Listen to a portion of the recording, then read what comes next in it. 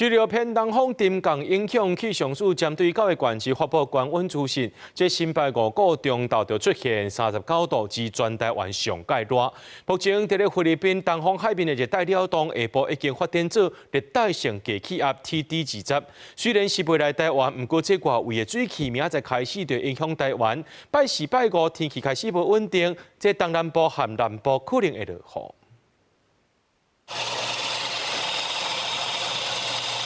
天气一直在运转，湘北的中昼有够热，来食冰的民众是无停过。要什么料？这边汤圆一个。受到偏东风沉降的影响，湘北16个温度是有够悬。新北市5股测到39.2度，三峡37.8度，台北市的内湖温度嘛有37度。但是这种好天的天气就要转变啦。在菲律宾东方海面的热带扰动，在16下晡发展做热带性低气压 TD20，外围环流会影响到台湾的天气。17开始渐渐往北水汽会变多。周4、周5的时候将会最接近台湾，而后续从周4 一直到周6，将会是受到刚刚所提到的这个热带性低气压，或是之后有机会增强为台风的一个外围环流影响。那特别是在东半部地区以及南部地区，将会首当其冲。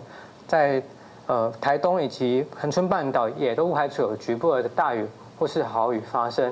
气象署提醒讲，尤其对18开始要特别注意有底延时强降雨。另外，关岛海面顶缘的热带扰动9.6嘛有发展趋势。民间气象公司讲，目前欧洲系一模式显示讲，这个系统发展起来了后，对台湾南边通过的几率较悬，但还未成型，还有调整空间。还不是很确定说它会不会再往北边一点，或是再往南边一点。如果再往北边一点的话，对台湾的影响就会比较大。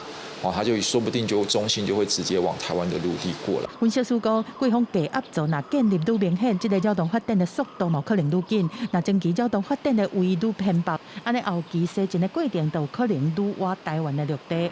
记者综合报道。